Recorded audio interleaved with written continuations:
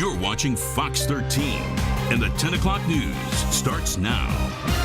Yeah, put that cell phone down. Good evening. I'm John Wilson. And I'm Kelly Ring. Thanks for being with us, everybody. We're going to begin tonight with a heads up for homeowners. Scammers could be trying to cash in on the unthinkable, really, an unprecedented tragedy.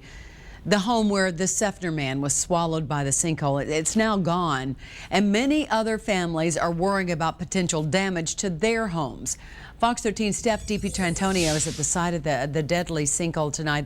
A lot has changed, a great deal, Stef.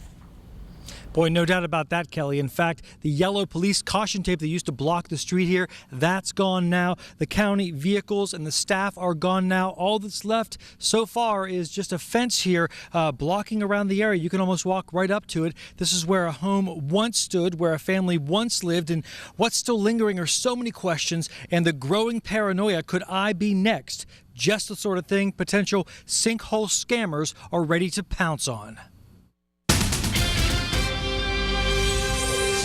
I just told him to take a walk because I knew right off the bat it's definitely a scam. George Kloiber says you have to stay strong because the vultures are descending. Yeah, I had a scammer come to my house the day before yesterday, and he was going to represent me with the attorneys. Kloiber lives close to the sinkhole that still holds Jeff Bush's body. With Jeff, it was just 1 minute here and 1 minute, next minute gone.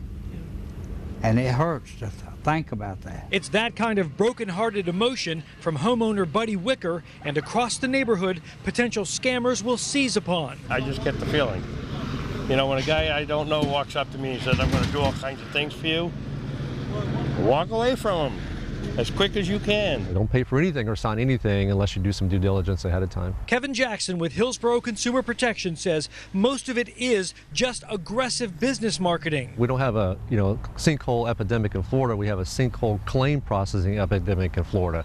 And you have public adjusters and attorneys and law firms that are really trying to take advantage of the situation. And the claims that are being paid out for sinkhole damage is extreme. And that's what's driving the barrage, in person, by mail, and by phone. Yeah, you're getting 900 numbers calling you up and don't even answer them. How do you know who you can trust and who you can't? Well, you can't unless you do the research after the fact. You know, if it's unsolicited marketing and they want you to make a decision on the spot, that's already a red flag. Most of the people who live here are renters and don't have a stake in where they're living. But for homeowners like Kloiber, he says he is happy to stay here without worry. If it's going to happen, it's going to happen, and there's nothing I can do about it.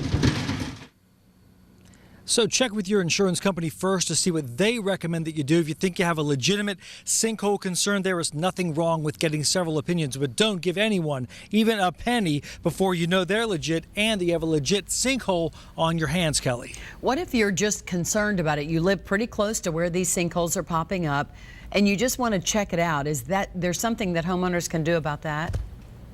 Well, I think one thing we've learned over the past several days is you're going to get natural subsidence because we're all sitting on a big slab of sand, that's for sure. So certain cracks and certain settling is going to occur in almost every single home, old or new. But it doesn't hurt to get an opinion from someone who's a licensed contractor to make sure you're not getting taken there, Kelly. Right, exactly. Best advice is talk to your insurance company first. All right. You got it. Thank you so much, Steph.